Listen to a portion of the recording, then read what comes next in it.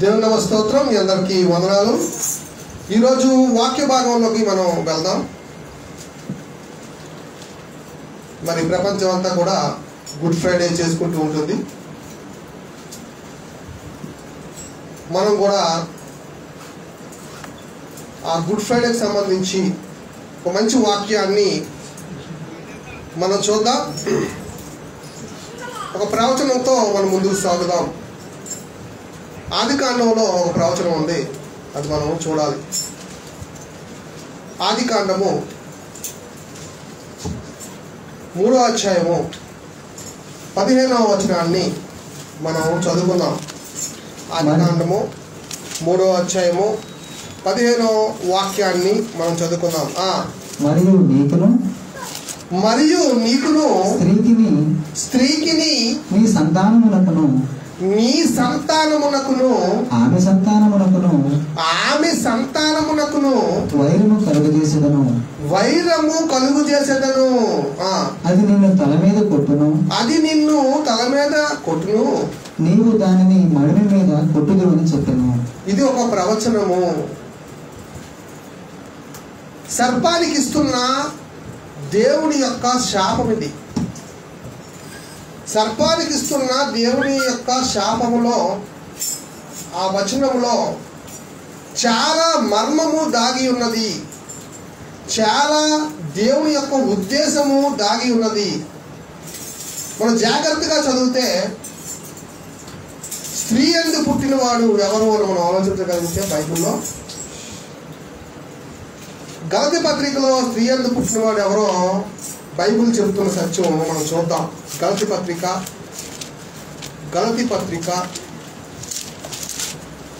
గలతీ సంఘానికి పౌలు ఉత్తరం రాస్తూ గలతీ పత్రిక 4వ అధ్యాయము 4వ వచనాన్ని మనం చూద్దాం. అయితే కాలము పరిపూర్ణమైనప్పుడు దేవుడు తన కుమారుని పంపెను. ఆయన స్త్రీ యందు పుట్టి మనము దత్తపుత్రులను కావాలని ధర్మశాస్త్రమునకు లోబడి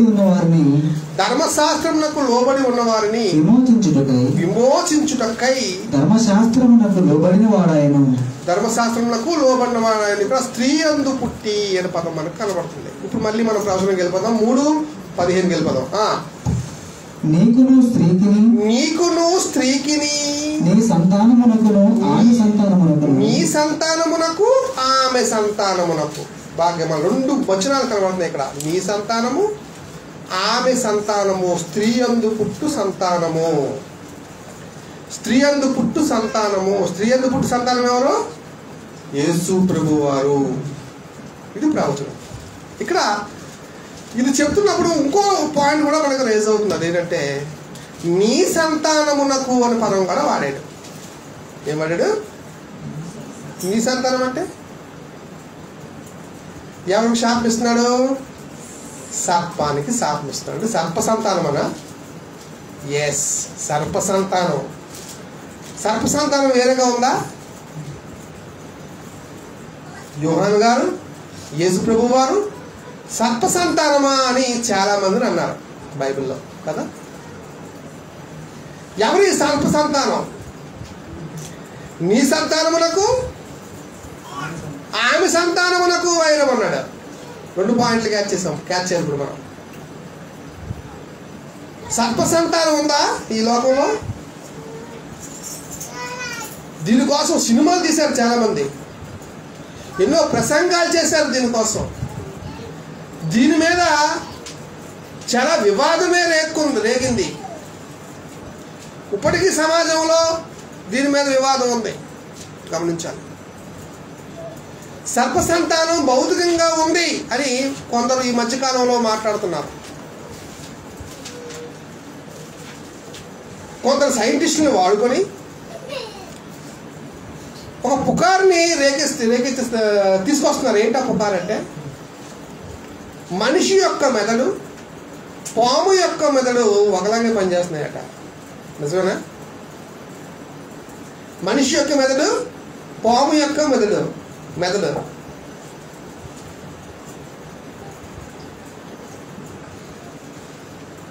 కొందరు మనుషుల్లో పాము లక్షణాలు ఉన్నాయంట.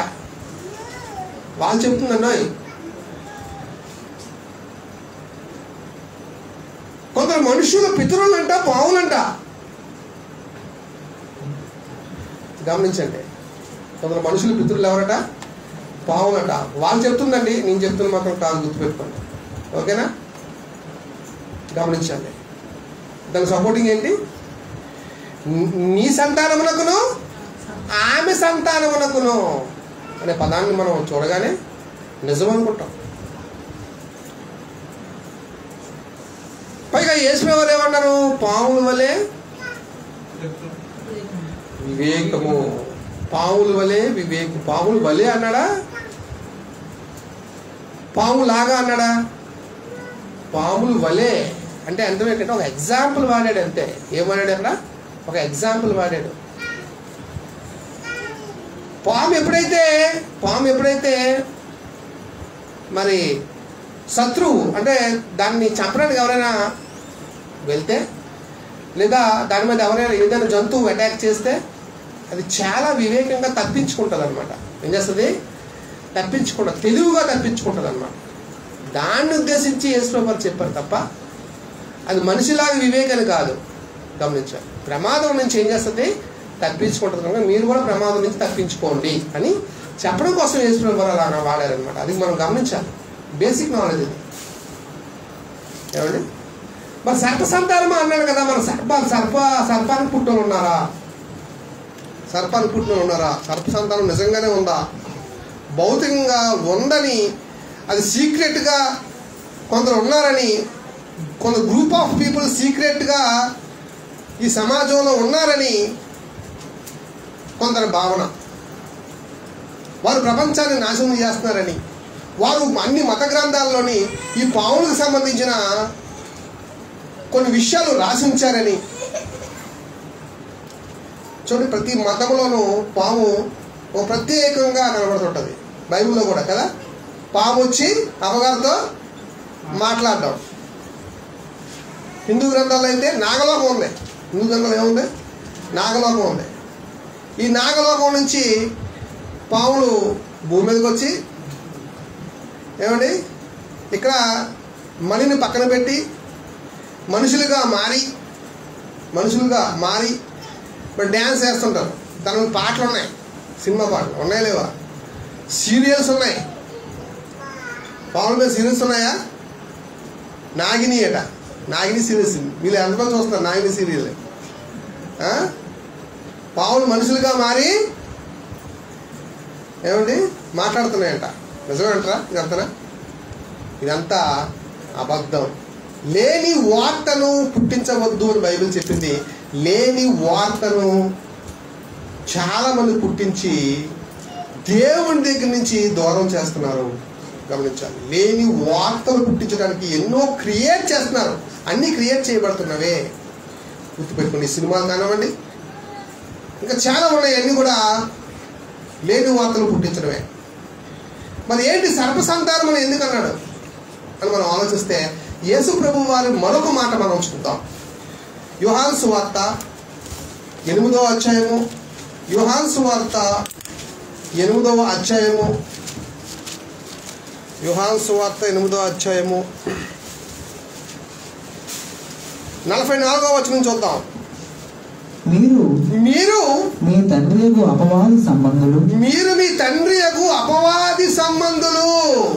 మీ తండ్రి దురాశలు నెరవేర్చుకోరుచున్నారు. మీ తండ్రి యగు అపవాది సంబంధులు.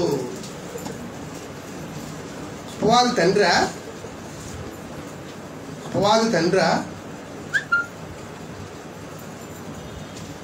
అపవాది కూడా ఒక తండ్రి అని బైబిల్ చెప్తుంది. చూడండి, యేసుప్రభువు వారు స్వయంగా చెప్తున్నారు అపవాది ఒక తండ్రి అంట. అపవాది తండ్రి అయితే, అపవాది పాము అయితే సర్ప సంతానం ఉన్నట్టే కదా లెక్క. అంతే కదా. మీ తండ్రి యగు అపవాది సంబంధులు అన్నాడు. సంబంధులు. ఓకే, చదవండి. నీ తండ్రి దురాశలు నెరవేర్చుకోరుచున్నారు. తండ్రి దురాశలు నెరవేర్చుకోరుచున్నారు. ఆది నుండి వాడు నరహంతకుడు అయ్యింది. ఆది నుండి వాడు నరహంతకుడు.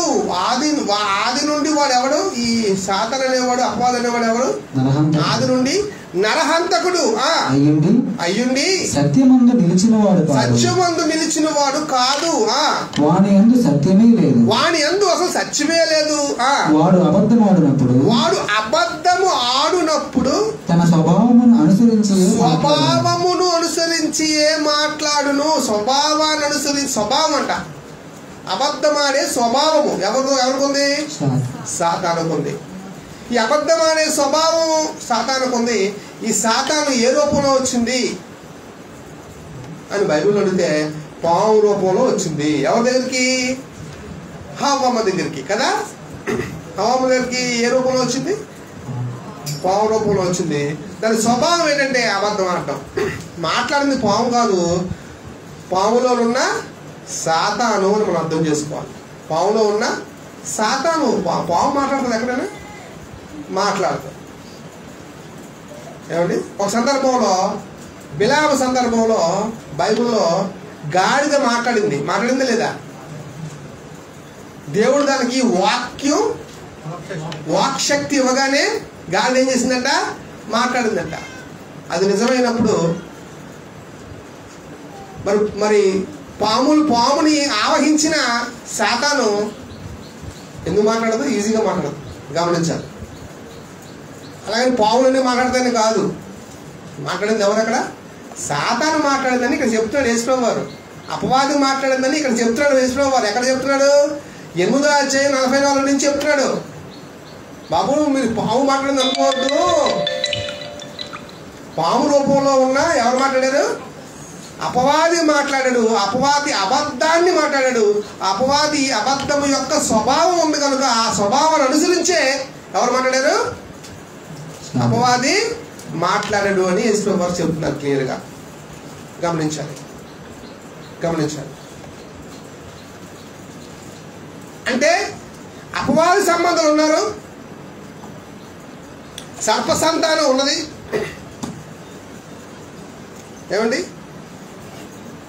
ఈ సర్ప సంతానమునకును స్త్రీ సంతానమునకును ఏముంది? వైరు ఉంది. గమనించాలి. అసలు మనిషి ఎవరి సంతానం? ముందు ఇది క్లియర్ అవ్వాలి. ఏం క్లియర్ అవ్వాలి? మనిషి ఎవరి సంతానం? లోకాసు వార్త 3వ అధ్యాయము చివరి మాట. లోకాసు వార్త 3వ అధ్యాయం. ఆదాము దేవునికి కుమారుడు. ఆదాము దేవునికి కుమారుడు అనుంది. ఆదాము ఎవరట? దేవుని కుమారుడు. ఆదాము దేవుని కుమారుడు. ఆదాము కుమారుడు షేతు. ఆదాము కుమారుడు షేతు అయితే ఆదాము దేవుని కుమారుడు. ఆదాము దేవుని కుమారుడు అయితే మనుషులందరూ దేవుని కుమారులే. గమనించాలి. మనుషులందరూ ఎవరు? దేవుడి కుమారులే.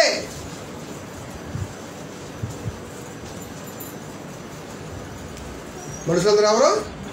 దేవుని కుమారులే. మరి మధ్యలో ఈ సర్ప సంతానం ఎవరు? ఒక సర్ప సంతానమే ఉంటే ఆదాము నుంచి పుట్టి ఉండకూడదు. వాళ్ళు ఉండుంటే. ఎందుకంటారా? అపోస్తుల కార్యాలు 17వ అధ్యాయము 26వ వచనం చూడండి. అపోస్తుల కార్యాలు 17వ అధ్యాయం 26వ వచనం చూడండి. మరియు యావత్ భూమి మీద కాపురముండుటకు ఆయన అంటే దేవుడు ఒకరి నుండి ప్రతి జాతి మనుషులను, ఒకరి నుండే ఆదాము నుండే ప్రతి జాతి మనుషులను, ప్రతి జాతి మనిషి ఒకరి నుండే వచ్చారు. మధ్యలో సాతానేమి ఎంటర్ అవ్వలేదు. ఒకరంటాడు హవ్వమ్మకి పాముకి పుట్టినోడే కయ్యనంట. ఉందా బైబిల్? అలాగా ఉందా? అలా బైబిల్లో ఎక్కడా లేదు. మరి బైబిల్లో ఏముంది? ఆదికాండం 4వ అధ్యాయము 1వ వచనం చూద్దాం. ఆదికాండం 4వ అధ్యాయం 1వ వచనం. ఆదాము తన భార్య అయిన హవ్వను కూడినప్పుడు ఆమె గర్భవతి అయి కయీనును కన్నది. ఆదాముకి హవ్వకి పుట్టినోడే కయీను అని బైబిల్ కన్ఫర్మేషన్ చేసింది. అంటే ప్రతి వారు కూడా ఆదాము సంతానమే. భూమి మీద పుట్టుకొస్తున్న ప్రతి ఒక్కరు కూడా, ప్రతి జాతి మనుషులు కూడా ఆదాము సంతానమే అని మైండ్లో పెట్టుకోండి. కానీ అది దేవుడి దగ్గర నుంచి మానవ జాతిని దూరం చేసేసి అబద్ధమాడి తన సంతానముగా దత్తత తీసుకుంది. ఎవరి సంతానంగా దత్తత తీసుకుంది? సర్ప సంతానం అయిపోయారు అందరూ కూడా. అందరూ సర్ప సంతానం అయిపోయారు. సర్పానికి ఎవరు పుట్టలేదు, గుర్తుపెట్టుకోండి. ఎందుకు ఈ మాట అంటున్నానంటే, ఎవరిని తండ్రి అని పిలవద్దు, ఒకడే మీ తండ్రి. అవునా? మత్తయి సువార్త 23వ అధ్యాయము, మత్తయి సువార్త 23వ అధ్యాయము 9వ వచనము. మరియు భూమి మీద ఎవరికైనాను తండ్రి అని పేరు పెట్టవద్దు, ఒక్కడే మీ తండ్రి, ఆయన పరలోకములో ఉన్నాడు అంటాడు. అలాగే హెబ్రీ పత్రిక 12వ అధ్యాయం 9వ వచనం చూస్తే అక్కడే ఉందంటే చూడండి. హెబ్రీ పత్రిక 12వ అధ్యాయము 9వ వచనము. మరియు శరీర సంబంధమైన తండ్రులు అంటే ఆదాము సంబంధి మనకు శిక్షకులై ఉండి వారి యందు భయభక్తులు కలిగి అట్లయితే ఆత్మలకు తండ్రి మనిషి యొక్క ఆత్మకు తండ్రి ఎవరు? యెహోవా దేవుడు. మనిషి యొక్క ఆత్మకు తండ్రి ఎవరు? యెహోవా దేవుడు. అందరికీ తండ్రి ఒకడే, ఆయన పరమందు ఉన్నాడు, ఆయన యెహోవా దేవుడు. ఆదాము నుంచి పుట్టుకొస్తున్న మానవ జాతి అంతా కూడా దైవ కుమారులు, దైవ కుమార్తెలు. గమనించండి, మనం దేవుని సంబంధం. కానీ మనల్ని దేవుడికి కాకుండా చేసింది, అబద్ధంతో మాయ చేసింది కనుక వారు సర్ప సంతానంగా మారిపోయారు తప్ప సర్పానికి పుట్టిన వారు కాదు, లేకపోతే అపవాదికి పుట్టిన వారు కాదు. మనం డూప్లికేట్ డాడీ అనమాట. డూప్లికేట్ డాడీ వచ్చాడు. ఎవరు?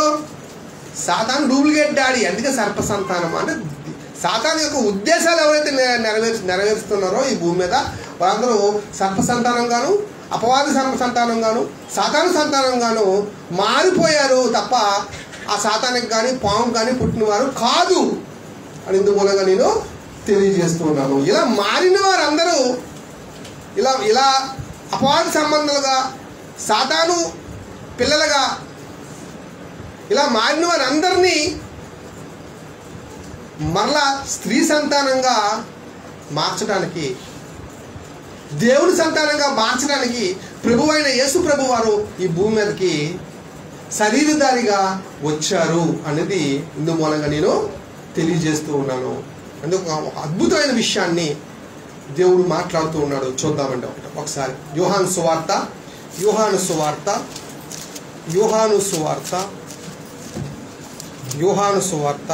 1వ అధ్యాయము 12వ వచనము 13వ వచనము మనం చూద్దాం. తన్ను ఎందరు అంగీకరించిరో, యేసు ప్రభు వారిని ఎందరు అంగీకరించిదరో వారికందరికి అనగా తన నామమునందు విశ్వాసము ఉంచిన వారికి యేసు ప్రభు నామానందు విశ్వాసం ఉంచుని వారికి దేవుని పిల్లల మగుటకు ఆయన అధికారము అనుగ్రహించెను. వారు ఒకసారి అండి, ఇక్కడ ఏమంటున్నాడు దేవుడు? ఇక్కడ ఎవరైతే యేసు ప్రభు వారిని ఎందరైతే అంగీకరించారో వీళ్ళందరూ కూడా ఎవరంట? దేవుని కుమారుల అవుటకు అధికారము అనుగ్రహించినట్ట దేవుడు. ఇక్కడ అందరూ దేవుడి పిల్లలు కాదు. ఎవరైతే యేసు ప్రభు వారిని అంగీకరించారో వాళ్ళు ఏమైపోయారు? ఇప్పుడు దేవుని పిల్లలైపోయారు. దేవుని పిల్లలైపోయారు. ముందు దేవుని పిల్లలే మనందరం కూడా, కానీ సర్వ సంతానంగా ఉన్నాం. మనం అపవాది పిల్లలుగా ఉన్నాం. అపవాది మనకు తండ్రిగా ఉన్నాడు. కానీ ఎప్పుడైతే యేసు ప్రభు వారిని అంగీకరించామో ఆ రోజు నుంచి మనం ఏమయ్యాము? దేవుని పిల్లలం అయ్యాము అని బైబిల్ చెప్తుంటాడు. ఇంకా 13వ వచనంలో వారు అంటే ఎవరు? వారు అంటే ఎవరు? ఎవరైతే దేవుణ్ణి అంగీకరించారో వారు. అందరు కాదు. అన్ని వాక్యాలు అందరికీ కాదు. అన్ని వాక్యాలు కొందరికే. చాలా వాక్యాలు అందరికీ కాదు. చాలా వాక్యాలు కొందరికే వర్తిస్తాయి. మళ్ళీ చెప్తాను పాయింట్ ఇక్కడ. అన్ని వాక్యాలు అందరికీ అండి కాదు. కొన్ని వాక్యాలు స్పెషలైజ్డ్ పీపుల్కి, కొన్ని వాక్యాలు కొందరికే వర్తిస్తాయి. ఎలాంటి వారికి అంటే వారు దేవుని వలన పుట్టిన వారే గాని. దేవుని వలన పుట్టిన వారే గాని అంటే అర్థం ఏంటి చెప్పండి? దేవుని వలన పుట్టిన వారు కొందరు ఉన్నారనమాట. అంటే సాతాను వాళ్ళు పుట్టిన వారు కొందరు ఉన్నారు, దేవుని వల్ల పుట్టిన వారు కొందరు ఉన్నారు. బాగా గమనించాలి ఇక్కడ. వారు దేవుని వల్ల పుట్టిన వారే గాని రక్తం వల్లనైనను శరీరేచ్ఛల వల్లైనను మనుష్యేచ్ఛల వల్లనైనను పుట్టిన వారు కారట. యాక్చువల్లీ మనిషి దేని వల్ల పుడతారు చెప్పండి? దేని వల్ల పుడతారు? రక్తం వల్ల పుడతారు, ఇంకా శరీరేచ్ఛల వల్ల పుడతారు, మానసేచ్ఛల వల్ల పుడతారు. ప్రపంచంలో ఎన్నో పెళ్లిళ్ళు అవుతున్నాయి కదా, వివాహాలు అవుతుంటాయి కదా. ఈ వివాహాల్లో పిల్లలు పుడతారు వివాహం అయిన తర్వాత. అవునా కదా? అవునా? ఈ పుట్టుకొస్తున్న పిల్లలు దేని వల్ల పుడతారు? మళ్ళీ చదవండి. దేని వల్ల పుడతారు? రక్తం వల్ల పుడతారు, శరీరేచ్ఛల వల్ల పుడతారు, మానసేచ్ఛల వల్ల పుడతారు. కానీ క్రైస్తవులకు పుట్టిన పిల్లలట ఎలా పుడతారట? వారు దేవుని వలన పుట్టినవారు. అంటే నువ్వు వివాహం దేనికోసం చేసుకోవాలి? వివాహము క్రైస్తవుడు దేనికోసం చేసుకోవాలి చెప్పాలి. ఒక వివాహం చేసుకోవాలంటే ఒక స్త్రీ కానీ పురుషుడు కానీ దేనికోసం చేసుకోవాలి? నువ్వు రక్తం కోసం చేసుకోవాలా? రక్తబంధం కోసం చేసుకోవాలా? శరీరేచ్ఛల కోసం చేసుకోవాలా?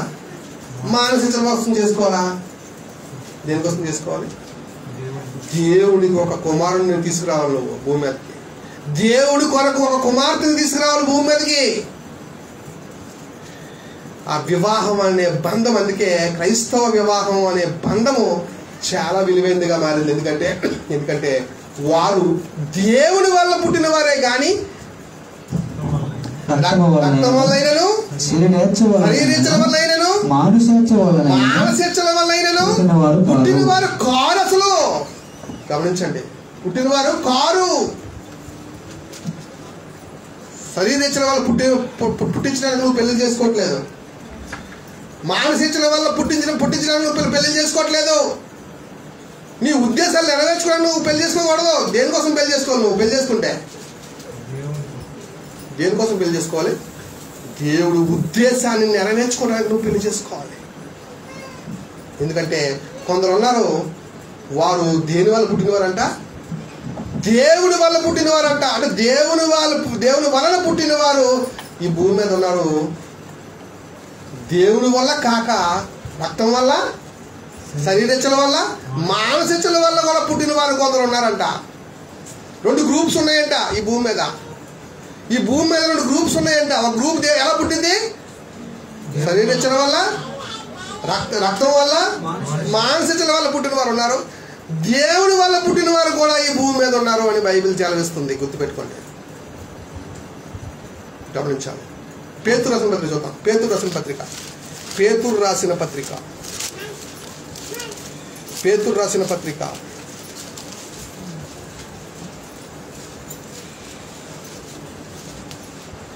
మొదటి పత్రిక, పేతురు రాసిన మొదటి పత్రిక 22 నుంచి చూద్దామండి. 22 నుంచి పేతురు రాసిన మొదటి పత్రిక 1వ అధ్యాయము 22 నుంచి చదువుకుందామా.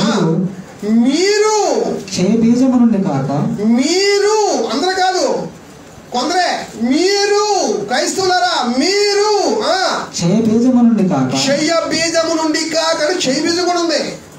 క్షయ బీజము నుండి కాక శాశ్వతమగు జీవము గల దేవుని వాక్య మూలముగా, జీవము గల దేవుని వాక్యం మూలంగా. ఏంటి మిగతా వాళ్ళందరూ వాక్యం మూలంగా బతుకుతారా, పుడతారా? మనం భయపడతామా? అంటే క్షయ బీజము ఉంది చదవండి. క్షయ బీజము నుండి కాక, క్షయ బీజము నుండి కాక శాశ్వతమగు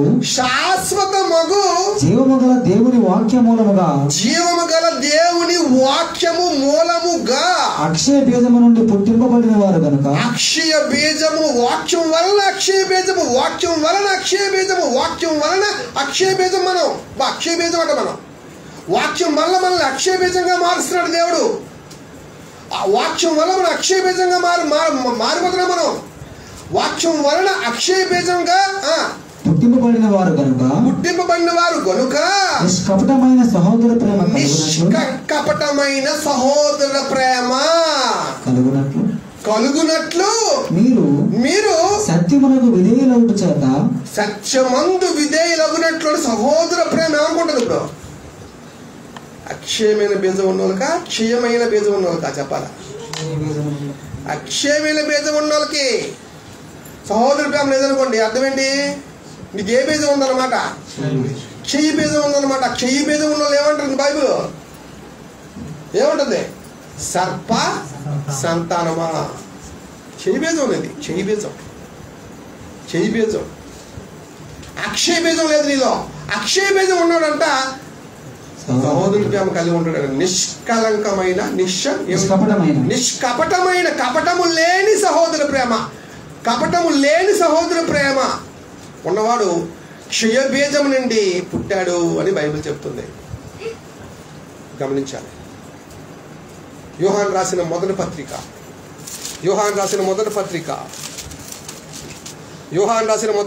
3వ అధ్యాయము మొదటి నుంచి చూద్దాం. మొదటి నుంచి మనము దేవుని పిల్లలమని పిలువబడినట్లు, దేవుని పిల్లలము ముందు కాదు మనం దేవుని పిల్లలం కాదు, దేవుని పిల్లలముగా పిలవబడ్డానికి తండ్రి మనకెట్టి ప్రేమ అనుగ్రహించను చూడండి. ఎట్టి ప్రేమను అనుగ్రహించాడో చూడండి. మనకి ప్రేమను అనుగ్రహించాడంటండి. మనము దేవుని పిల్లలమే. ఈ హేతువు చేత లోకము మనలను ఎరగదు. ఎలయనగా అది ఆయనను ఎరుగలేదు. ఎందుకంటే ఆయన ఎరగలేదు. ప్రియులారా, ఇప్పుడు మనము దేవుని పిల్లలమై ఉన్నాము. ముందు లేవు. ఇప్పుడు ఉన్నాం.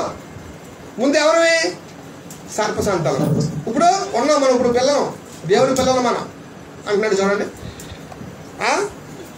మనకి ఏమవుతామో అది ఇంకా ప్రత్యక్ష. చాలు కొంచెం కింద ముందుకు వెళ్ళిపోదాం.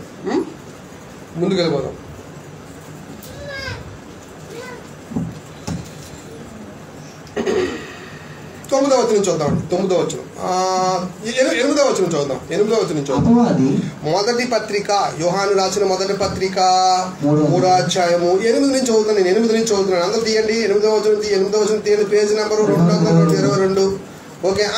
అపవాది మొదటి నుండి పాపము చేయుచున్నాడు గనుక, మొదటి నుంచి పాపము చేయుచున్నాడు కనుక, పాపము చేయువాడు అపవాది సంబంధి. చూడండి, పాపం చేయవాడు అంటండి అపవాది సంబంధి అంటండి. వీళ్ళు ఎవరైనా పాపం చేస్తే వాడి ఆటోమేటిక్గా ఎవరి సంబంధి? అపవాది సంబంధి. పాపం చేయవాడు అపవాది సంబంధి. ఓకే. అపవాది యొక్క క్రియలను లయపరచడానికి తీసేయడానికి. ఓకే. దేవుని కుమారుడు ప్రత్యక్షమయ్యాడు. దేవుని కుమారుడు భూమి మీదకి వచ్చాడు, ప్రత్యక్షమయ్యాడు అంటున్నాడు. ఓకే. దేవుని మూలముగా పుట్టిన ప్రతి వానిలో, దేవుని మూలంగా పుట్టిన కొందరు ఉన్నారు. దేవుని మూలంగా పుట్టిన ప్రతి వానిలో ఆయన బీజము నిలుచును. ఆయన బేదము నిలుచును అని పదం వాడేటి. అంటే నిలచడం ఉంది, తీసిడం ఉంది. నిలుచుడు ఉంది. నిలుచును అంటే అర్థం ఏంటి? నిలుచును అని పదం ఎప్పుడు పడుతుంది చెప్పండి, మీరు చెప్పండి. ఎప్పుడు పడుతుంది నిలుచును అనే పదం? ఒకళ్ళు తప్పు చేస్తే అది ఉండదు అనమాట. నిలుచును అంటే స్థిరంగా ఉన్నప్పుడు దేవుళ్ళు స్థిరంగా ఉన్నప్పుడు నిలుచును. కనుక వాడు పాపము చేయడు. వాడు దేవుని మూలంగా పుట్టినవాడు గనుక పాపము చెయ్యజాలడు. దీనిని బట్టి దేవుని పిల్లలెవరో అపవాది పిల్లలెవరో తెలిసిపోతాడు, క్లియర్ అయిపోతాడ.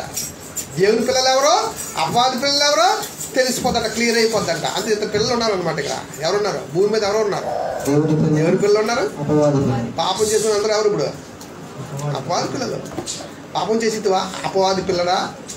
అపవాది పిల్ల అనొచ్చు. ఈజీ మనం ఏమనొచ్చు? అపవాది పిల్ల, అపవాది పిల్లోడు అనొచ్చా లేదా? పాపం చేసిన వాళ్ళని అనొచ్చా? బ్రహ్మాండంగా అనొచ్చు. మీకు అర్థమైందా? దేవుడు బీజం నిలిచి ఉండలేదు వాళ్ళలో. ఏముండలేదు? ఉండలేదు. ఓకే, చదవండి. నీతిని జరిగించని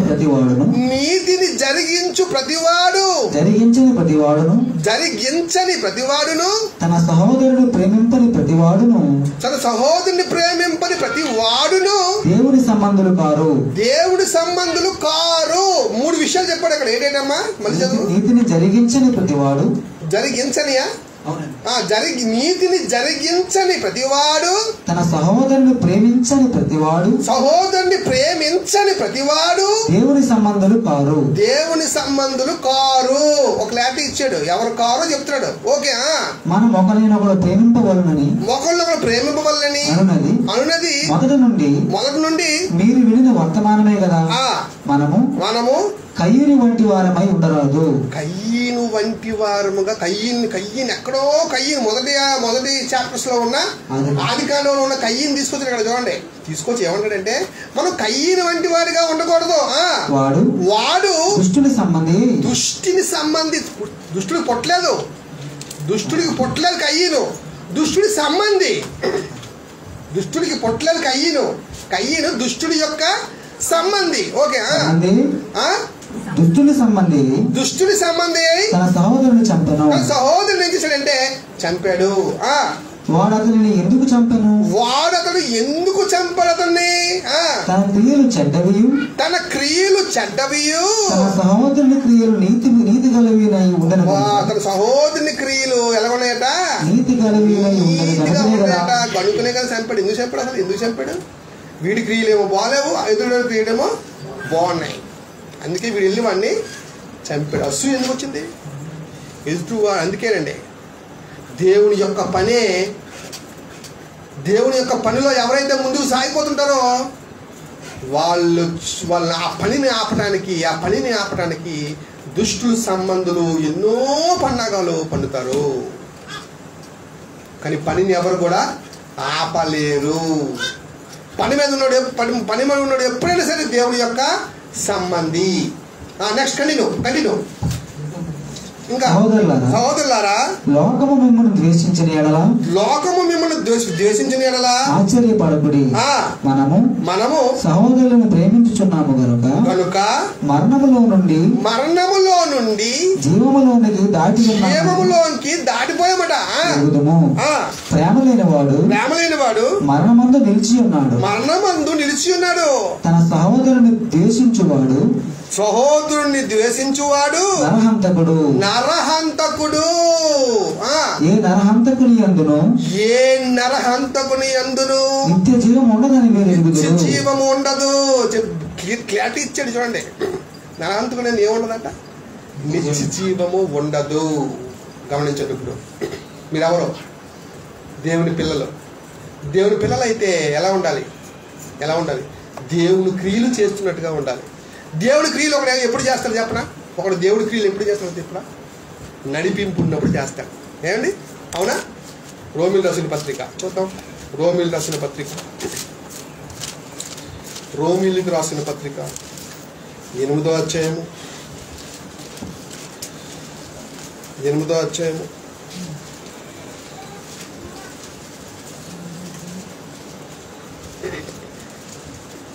14వ వచనం. దేవుని ఆత్మ చేత దేవుని ఆత్మ చేత ఎందరు నడిపింపబడుదురో వారందరూ దేవుని కుమారులై ఉందురు. ఇక్కడ చెప్పాడండి, దేవుని ఆత్మ చేత ఎందరు నడిపింపబడుదురో వారందరూ దేవుని కుమారులై ఉంటారట. ఆత్మచేత నడిపింపంటే ఆత్మచేత నడిపింపంటే ఆత్మ నడిపింపంటే ఆత్మ పరిశుద్ధాత్మ చేత నడిపింపు ఉండాలంట. దేంట్లో పనిలో నీతిని జరిగించాలి. నీతిని జరిగించేవాడు ఎవరు? నీతిమంతుడు. నీతిని జరిగించేవాడు నీతిమంతుడు. ఇక్కడ ఏమన్నాడు? ఎందరూ నడిపింపబడుతురో వారందరూ ఎవరంట? దేవుని కుమారులు. బాగా ఆలోచించండి, ఎవరు దేవుని కుమారులు అని మీరు ఎప్పుడు మీకు తెలుసా? ఎవరైతే దేవుడు కార్యక్రమం బాగా చేస్తున్నాడో వాడు చూడగా నీకు ఏమర్థం అవుతుందంటే ఆ వ్యక్తి ఎవరు? దేవుని పిల్లలు వాళ్ళే. దేవుడి చేత నడిపింపబడేవారు అందరూ దేవుడి పిల్లలని మీరు గుర్తించాలి. ఒక వ్యక్తిని మంచోడని ఎప్పుడు గుర్తిస్తాం? ఒక వ్యక్తిని నీతిమంతుడని ఎప్పుడు గుర్తిస్తాం? మనం ఎప్పుడు గుర్తించాలి? ఆ వ్యక్తిని దేవుడు నడిపించాలి. దేంట్లో నడిపించాలి? ఆత్మ దేంట్లో నడిపించాలి? దేవుడు పనుల్లో నడిపించాలి. దేవుడు పనులు చేస్తున్నాడు అనుకోండి కంటిన్యూగా, దేవుడు ఫలాలు కనిపించాలి. దేవుడిలో నడిపించాలి. దేవుడు నడిపిస్తున్నాడు ఆ వ్యక్తిని. అప్పుడే ఆ పిల్లడు ఏమవుతాడు? వాడు ఏమవుతాడు? దేవుడు కుమారుడు అనబడతాడు. కింద చదవండి. మరలా భయపడుటకు మీరు దాస్యపు ఆత్మను పొందలేదు గాని దత్తపుత్ర ఆత్మను పొందాము. మనం ఏం పొందామండి? ఏది పొందాం మనం? దత్తపుత్ర ఆత్మను పొందాము. దత్తపుత్రాత్మ. స్వీకృత అంటే స్వీకరించిన పుత్రుడు, దత్తత తీసుకున్న పుత్రుడు. మనం ముందు ఎవరి పిల్లలు అయిపోయాం? మనం సర్పసంతానం అయిపోతే దేవుడు వచ్చి ఆత్మను పంపి ఏం చేశాడు తెలుసా? దత్తత తీసుకుంటున్నాడు. రివర్స్ ఏం చేసుకుంటాడు?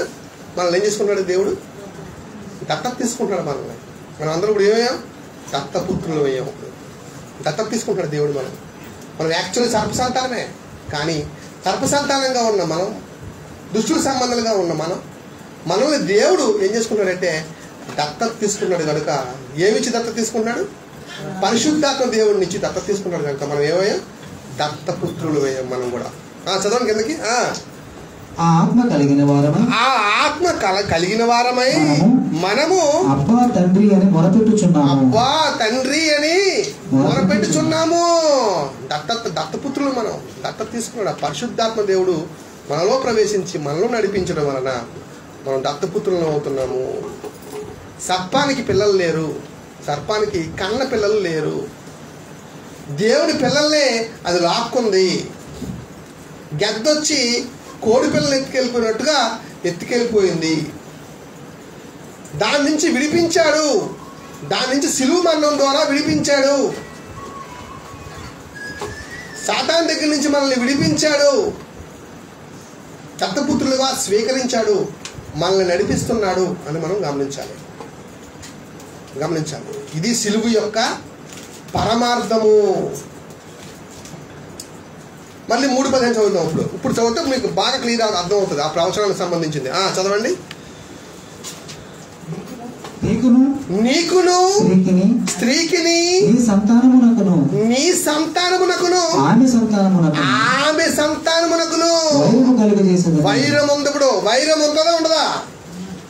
నీతిమంతులకి అనీతిమంతులకి, పని చేసేవారికి పని చేయని వారికి ఫైట్.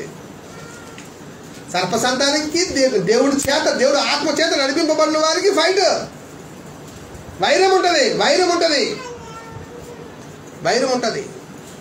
అర్థమవుతుందండి? ఇప్పుడు వాక్యం ఎంత తేటగా కనబడుతుంది చూడు. బైబిల్ ఎంత తేటగా ఉంది. బైబిల్ ఈ భూమి మీద 2 సంతానాలు ఉన్నాయి. దేవుడు పని చేసే సంతానం, దేవుడు పనిని చేయని సంతానం, దేవుడు పనిని పాడు చేసే సంతానం, దేవుడు పని కొరకు బ్రతికే సంతానం. నువ్వు ఏ సంతానం? సర్ప సంతానమా? అపవాది సంబంధమా? లేకపోతే దేవుడు ఆత్మ చేత నడిపింపబడిన వారు. అసలు ఈ పుట్టుకేంటి? వారు దేవుని వల్లే పుట్టిన వారే తప్ప రక్తం వల్ల అయినను శరీరం పుట్టినవారు కాదు. పుట్టినవారు మనం పుట్టినవారు కాదట. గమనించాలి. మనం దేని వల్ల పుట్టామంట? దేవుని వలన పుట్టామంట. దేవుని వలన పుట్టామో మనందరూ చెప్పండి. మీరు పుట్టారా దేవుని వల్ల? అయితే మీరు నీతిమంతులుగా బ్రతకాలి. దేవుని పనులు చేయాలి. చేస్తున్నారా? చేయట్లేదా? అయితే మీరు కాదు. అయితే మీరు ఏజెంట్స్. ఇప్పుడు ఏజెంట్స్ అందరినీ ఎలా ఉంచుతారంటే చూడండి, దేవుడు ఈ వెరైటీగా చెప్పాడు. మత్తయి సువార్త 13వ అధ్యాయము చూడండి.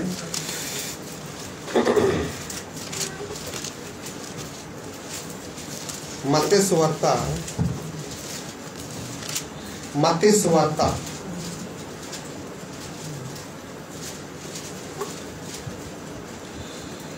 అధ్యాయము 20 మత్తయి సువార్త 24 నుంచి చూద్దాం. 24 నుంచి చదువు బాగుంటది. 24 నుంచి చదువుదాం వాళ్ళందరూ కూడా. ఆయన మరి యొక్క ఉపమానము వారితో చెప్పి, మరి యొక్క ఉపమానం చెప్పండి. ఏంటో ఉపమానం చదవండి. ఏమనగా ఏంటంటే పరలోక రాజ్యము తన పొలములో మంచి విత్తనము విత్తిన ఒక మనుష్యుని పోలి ఉన్నది. మనుషుని పోలి ఉన్నది. మంచి విత్తనాలు విత్తే మనుషుని పోలి ఉన్నది. మనుషులు నిద్రించుచుండగా అతని శత్రువు వచ్చి గోధుమల మధ్యను గురుగులు విత్తిపోయాను. గోధుమల మధ్య గురుగులు విత్తాడంటే వచ్చి ఈ మనిషి వేయలేదు. అవి ఈ మనిషి వేయలేదు. శత్రువు బయట వచ్చి విత్తాడు. గమనించాలి, అర్థం చేసుకోండి. ప్రతి సంఘములో దేవుని యొక్క సంఘములో ఈ భూమి మీద ఈ అపవాది ఏం చేస్తున్నాడంటే కొన్ని గురుగులు తెచ్చి ఏం చేస్తున్నాడు? విత్తుతున్నాడు అని మర్చిపోకూడదు. ఓకే. మొలకలు పెరిగి గింజ పట్టినప్పుడు గురుగులు కూడా అగపడెను. గురుగులు కూడా కనబడి ఎప్పుడు వచ్చేవి గురుగులు వచ్చాయి పైకి? విత్తిందేంటి? గోధుమలు. వచ్చిందేంటి? గోధుమతో పాటు గురుగులు. ఓకే.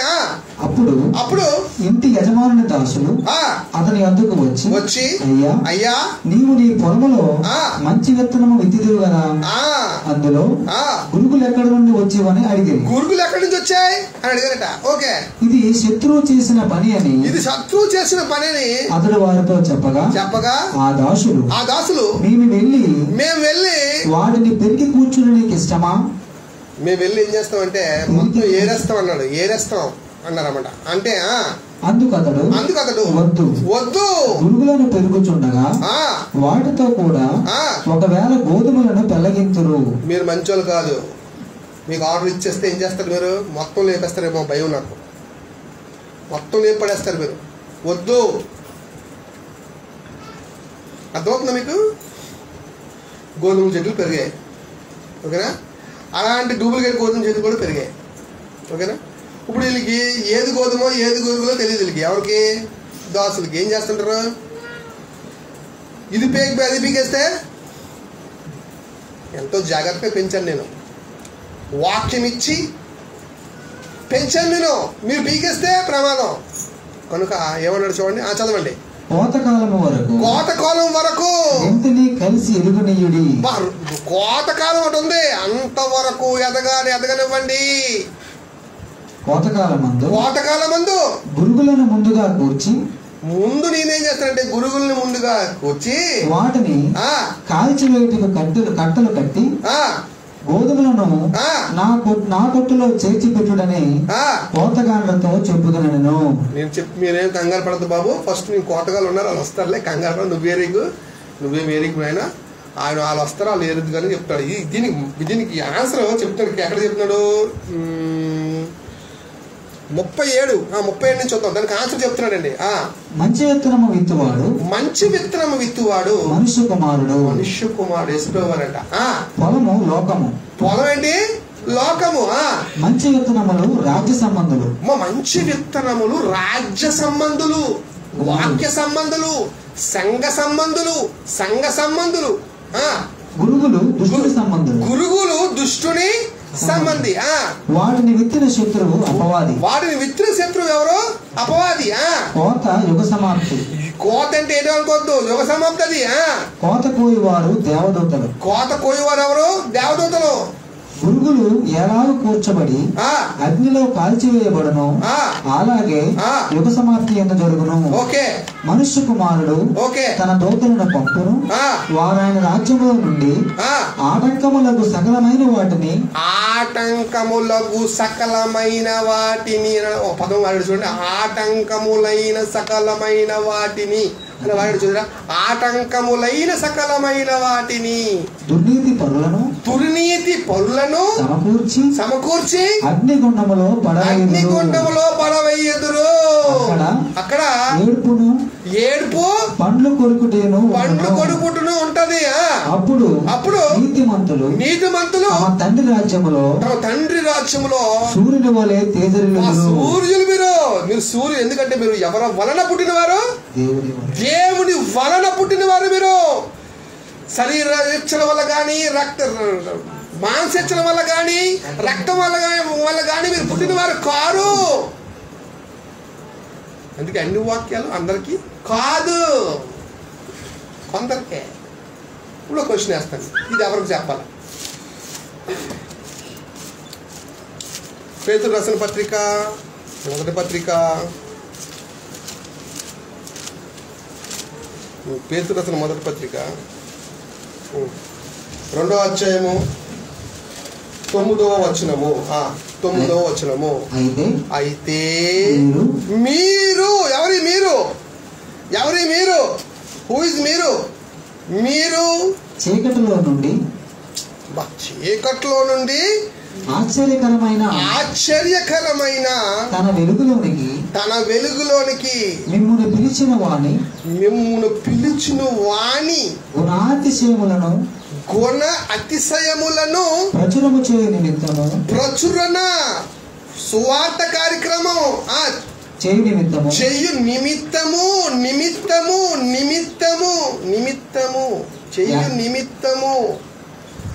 ఏర్పరచబడిన ఏర్పాటు ఉన్న వంశము, రాజులైన యాజక సమూహమును పరిశుద్ధ జనమును దేవుని సొత్తైన ప్రజలనై ఉన్నారు. వీళ్ళెవరు చెప్పండి? ఇప్పుడు వీళ్ళెవరు? దేవుని వల్ల పుట్టినవారు. అక్షయ బీజము నుండి కాక వాక్యం వలన అక్షయ బీజము నుండి పుట్టినవారు. హెబేలు అక్షయ బీజము, కయ్యను క్షయ బీజము. ఇస్కరియోతు యోధా క్షయ బీజము. 11 మంది శిష్యులు అక్షయ బీజము. అర్థమవుతుంది ఇప్పుడు ఎవరు అక్షయ బీజమో ఎవరు క్షయ బీజమో? అందరికీ వర్తించదు కాదు. కొందరు దేవుని వల్ల పుట్టారు. ఈ దేవుని వల్ల ఎప్పటి నుంచి పుట్టారు? ఎప్పటి నుంచి ఉన్నారు దేవుడు ఆలోచనలో? వీళ్ళు ముందుగానే ఉన్నారా? ముందుగానే ఉన్నారు. అది విచిత్రం ఏంటంటే, బైబిల్లో ఉన్న అద్భుతం ఏంటంటే మన కోసం. అందుకే బైబిల్లో చాలా చోట్ల ఒక మాట అంటాడు, పిలిచిన వారు అందరూ, ఏర్పాటు ఉన్నవారు కొందరే. ఎక్కడ తీయండి బైబిల్లో, ఎవరు వస్తా? పిలిచిన వారట అనేకులు, ఏర్పాటు ఉన్నవారు కొందరే అట. మీరు పిలువబడిన వారిలో ఉన్న ఏర్పాట్లో లేరనుకోండి, మీరు అపవాది సంబంధులు, సర్ప సంతానము, పాముకి పుట్టారు. మీరు స్నేక్స్కి పుట్టారు. మీరు పిల్ల స్నేక్స్ అనొచ్చు ఒక మాట చెప్పాలంటే. మళ్ళీ భౌతికంగా పిల్ల స్నేక్స్ అంటే తోక, పడగ ఇలాంటివి కాదు. స్వభావం, పాము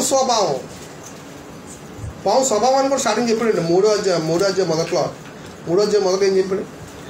అది కానీ 3వ అధ్యాయం మొదటి వచ్చిన చదవండి. దాని తర్వాత అప్పులోకి వెళ్ళి చేస్తారు రెఫరెన్స్. దేవుడైన యెహోవా చేసిన సమస్త భూజంతువులలో సర్పము యుక్తి గలదై ఉండెను. యుక్తి సర్పము. ఇంగ్లీష్లో ఏముంది?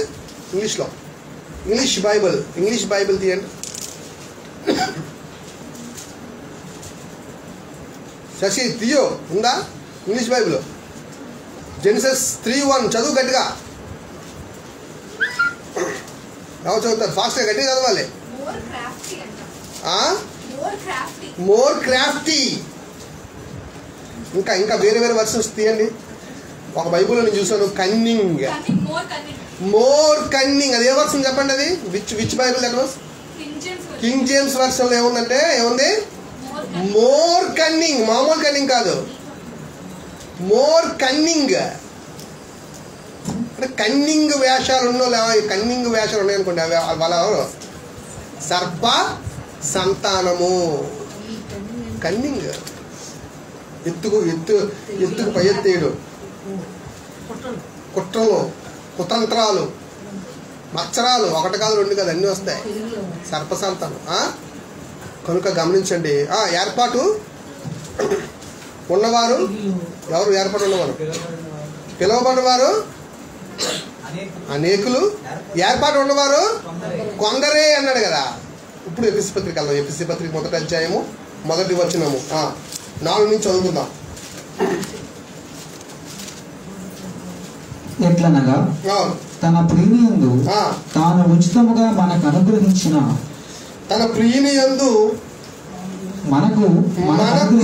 మనకు అనుగ్రహించిన తన కృపా మహిమకు కీర్తి కలుగునట్లు తన చిత్త ప్రకారమైన దయా సంకల్పము చొప్పున యేసుక్రీస్తు ద్వారా తనకు కుమారులనుగా స్వీకరించుటకై. యేసుక్రీస్తు ద్వారా తప్ప యేసుక్రీస్తు ద్వారా కుమారులు. యేసుక్రీస్తు ద్వారా కుమారులు మాత్రమే పరలోక రాజ్యం వారసులు. యేసుక్రీస్తు ద్వారా కుమారులుగా ఉన్నావా? రక్తం వల్ల, శరీరచన వల్ల, మానసికల వల్ల పుట్టావా? కొందరు పెళ్ళిళ్ళు చేసుకుంటారు. దేనికోసం చేసుకున్నావమ్మా పెళ్ళి అని అడిగాం అనుకోండి, ఏం చెప్తారు తెలుసా? దేని కోసం చేసుకున్నారు? దేనికోసం అండి? నాకు పిల్లలు ఉండాలి కదా, నాకు ఒక ఫ్యామిలీ ఉండాలి కదా, నేను ఎంజాయ్ చేయాలి కదా. అవతల చేసుకున్నాడు కాబట్టి నేను చేసుకున్నాను, అవతల ఎంజాయ్ చేస్తాను కానీ నేను ఎంజాయ్ చేయాలి. కంపేరిటివ్ ఏంటి కంపేరిటివ్ ఏంటి? దేని కంపేరిటివ్ ఏంటి? నీకు నువ్వు కంపేర్ చేసుకున్నావేంటి అవతలతో? నువ్వు దేనికి పెళ్లి చేసుకున్నావు? అవతల ఎందుకు పెళ్లి చేసుకున్నాడు? నువ్వు దేనికి పెళ్లి చేసుకున్నావు? దేవుడి చిత్తాన్ని నెరవేర్చడానికి పెళ్లి చేసుకున్నావా, లేదంటే నీ కోరికలు నెరవేర్చుకోవడానికి పెళ్లి చేసుకున్నావా? చాలా పెళ్ళిళ్ళు ఎందుకు తగలడిపోతున్నాయి అంటే ఎందుకు తగలడిపోతున్నాయి చాలా పెళ్ళిళ్ళు తెలుసు. దేవుడి ఉద్దేశం లేదు. దేవుడి ఉద్దేశం వల్ల దేవుడి కోసం పెళ్లి చేసుకున్నాడని తెలియదు పాపం వీళ్ళకి. దేనికోసం పెళ్లి చేసుకున్నారట? ఎంజాయ్ చేయడానికి, సరదాకి. అందుకో నా స్నేహితులు బాగా ఎంజాయ్ చేస్తున్నారు భర్తలతో, నేను కూడా భర్తలతో ఎంజాయ్ చేయాలి కొందరు స్త్రీలు. ఇదిగో నా స్నేహితులు మంచి అందమైన భార్యని కొట్టేసాడు ఛాన్స్, నేను కూడా అందమైన భార్యని కొట్టేయాలని మరికొందరు యవనస్తులు. ఎందుకు అది చేసుకోవాలి పెళ్లి? నువ్వు దేనికోసం పెళ్లి చేసుకోవాలి? అక్షయ బీజం కోసం చేసుకోవాలి. దేనికోసం? నీ పిల్లల్లో ఏముండాలి? అక్షయ బీజం ఉండాలి. అక్షయ బీజం ఉండాలంటే వాక్యం వలన ఉండాలి అని బైబిల్ చెప్తుంది. చూడండి ఎంత అద్భుతం బైబిల్ చెప్తున్న అద్భుతం చూసావా? గమనించావా? ఎఫెసీకి వెళ్ళిపోతాం. ఎఫెసీ చదవండి. యేసుక్రీస్తు ద్వారా తనకు కుమారులుగా స్వీకరించడానికి మనలను ముందుగా తన కోసం నిర్ణయించుకుని మనలను ముందుగా నిర్ణయించుకున్న నిర్ణయం అయిపోయిందంట. మనము తన ఎదుట పరిశుద్ధులమును నిర్దోషములుగా ఉండడానికి జగత్తు పునాది వేయబడక మునుపే ప్రేమ చేత ఆయన క్రీస్తులో మనలను ఏర్పాటు ఏర్పాటు ఉన్నవారు కొందరే. ఎవరా కొందరు? ముందుగా నిర్ణయింపబడిన వారు కొందరే. అక్షయ బీజము కొందరే, అక్షయ బీజము కొందరే అంటున్నాడు దేవుడు. ప్రేమ చేత అక్షయ బీజాలను పెట్టాడు భూమి మీద. ఈ అక్షయ బీజం ఉన్నవారు ఏం చేస్తారంటే ప్రచురణ చేస్తారు, ప్రచురణ చేస్తారు. వాళ్ళకి అదే పని ఉంటుంది, ఇంక వేరే పనికి మాల పని ఉండదు. ఒకటే పని, ఏడో పని, గుణాతిశయములను ప్రచురణ చెయ్య నిమిత్తము ఏర్పరచబడిన వంశము. నాది ఆ వంశం అండి, నాది ఆ వంశం, ఈ వంశం అండి, బస్తీ మీద సవాల్ వంశం అండి, మాది ఆదండి, మాది ఇదండి. మా వంశం రాజుల వంశం అండి, ఇది బ్రాహ్మణుల వంశం అండి. ఏ వంశం? ఏర్పరచబడిన వంశమా కాదా? ఏర్పాటు ఉన్న వంశమా కాదండి? ఇది ఏ వంశం అంటే ఎప్పుడండి మనల్ని ఏర్పాటు చేసుకున్నాడు?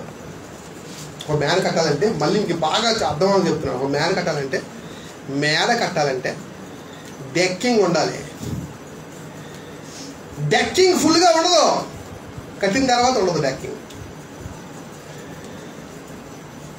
అంటే కొందరు డెక్కింగ్, కొందరు ఒరిజినల్ హౌస్. మీరేమై ఉండాలి? డెక్కింగ్లా ఉండాలా, ఒరిజినల్ హౌస్లో ఉండాలా? అంటే ఒరిజినల్ హౌస్ రావడానికి డెక్కింగ్ పెట్టాడు ముందు. ఒరిజినల్ హౌస్ వచ్చిన తర్వాత నో డెక్కింగ్. మీరు దేవుడి యొక్క ఇల్లు. ఎవరు దేవుడు? 3వ అధ్యాయము, హెబ్రీ పత్రిక 3వ అధ్యాయము 6వ వచనం చూడండి ఒకసారి. హెబ్రీ పత్రిక 3వ అధ్యాయము. అయితే క్రీస్తు కుమారుడై ఉండి ఆయన ఇంటి మీద నమ్మకంగా. ఒక్క నిమిషం 3వ వచనం చూద్దాం. 4వ వచనం. ప్రతి ఇల్లును ఎవడైనా ఒకరి చేత కట్టబడును, ఒకరి చేత కట్టబడును. సమస్తమును కట్టినవాడు దేవుడే, సమస్తమును కట్టినవాడు దేవుడే. ఇంటికంటే దానిని కట్టినవాడు ఎక్కువ ఘనత పొందినట్టు ఈయన మోషే కంటే ఎక్కువ మహిమకు అర్హుడుగా ఎంచబడెను. ముందు చెప్పబో సంగతులకు సాక్షార్థముగా మోషే పరిచారకుడై ఉండి దేవుని ఇల్లంతటిలో నమ్మకముగా ఉండెను. అయితే క్రీస్తు కుమారుడై ఉండి ఆయన ఇంటి మీద నమ్మకముగా ఉన్నాడు.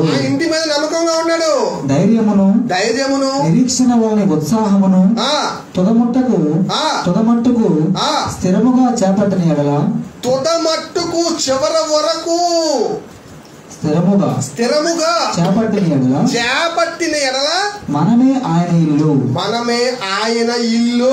మనం ఇల్లంట. చేపడితే ఇల్లట, మనం చేపట్టకపోతే ఇల్లు కాదు. డెక్కింగ్ గమనించాలి. డెక్కింగ్గా ఉండదే, ఇల్లుగా ఉండు. ఓకే, దుస్తు సంబంధంగా ఉండదే, దేవుడి సంబంధంగా ఉండు. భౌతికంగా సర్పసంతానం లేదండి. భౌతికంగా సర్పసంతానం లేదు. పాము పెట్టుకొని, తోకలు పెట్టుకొని, ఏవేవైతే ఫోటోలు ఇంటర్నెట్లో చూపిస్తున్నారో ఇవన్నీ కూడా ఫేక్ ఫొటోస్, ఫేక్గా పుట్టించిన స్టోరీస్, కహానీస్, ఇవన్నీ కూడా. సర్పసంతానం అయితే ఉంది, అది ఆత్మ సంబంధమైన సర్పసంతానం, స్వభావ సిద్ధమైన సర్పసంతానం. మీరు మీ తండ్రి యొక్క అపవాది సంబంధులు, మీ తండ్రి అయిన అపవాది సంబంధులు మీ తండ్రి దురాశలను నెరవేర్చు కోరుచున్నారు అని ప్రభువారు మనకి చెబుతున్న మాట. ఆ ప్రవచనం నెరవేరిందండి. ఏ ప్రవచనం నెరవేరింది? 3:15. ఎలా నెరవేరింది తెలుసా? ఎలా నెరవేరింది? యేసు ప్రభువారు స్త్రీయందు పుట్టారు. స్త్రీయందు పుట్టి దాని తలని చితగొట్టారు. దేని తలని? అపవాది తలను. పామును ఎక్కడ కొట్టాలి? పాము చావాలంటే ఎక్కడ కొట్టాలి? తల మీద కొట్టాలా వద్దా? అవునా? తల మీద కొట్టాడు. శిలువ మరణంతో అది సాధ్యమైంది. అందుకే రోమియోలు రాసిన పత్రికలో ఒక మాట వాడుతున్నాడు, అది చెప్పుకొని మనం ముగించేద్దాం. ఓకే, 16వ అధ్యాయము 20వ వచనం. సమాధానకర్తయగు దేవుడు సాతానును సాతానును మీ కాళ్ళ క్రింద శీఘ్రముగా చితగ త్రొక్కించును అన్నాడు. చూడండి, అర్థమైందా మీకు?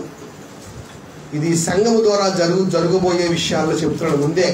సంఘము ద్వారా ఇది జరగాలి, శీఘ్రంగా తొక్కించడం. ఎలాగంటే మనం నీతిని జరిగించుకుని వెళ్ళిపోతే మనం నీతిమంతులు అయిపోతూ ఉంటామండి. మనం నీతిని జరిగించుకుని వెళ్ళిపోదా, దేవుడి చేత నడపబడాలి, దేవుడే నడిపిస్తాడు మనల్ని.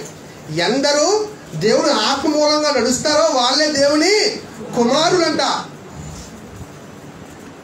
మనందరం దేవుని కుమారులు. పాపంలో ముందున్నాం, ఇప్పుడు పాపం నుంచి విముక్తి పొంది ఆయన సిలువ మరణం చేత పాపం నుంచి విముక్తి పొంది మనం దేవుని కుమార్తెలుగా తయారవ్వాలి. మనం తయారవ్వాలి. చివరి వరకు కొనసాగిస్తే మనం దేవుని కుమారులమే. గమనించండి, మనం ఎవరి వల్ల పుట్టామట? దేవుని వలన పుట్టాము. అక్షయ బీజం నుంచి పుట్టాము. మనం కయ్యిలాగా ఉండకూడదు, హేబేల్లాగా ఉండాలి. దేవుడి చిన్న వాక్యాన్ని దీవించునుగాక. ఆమేన్.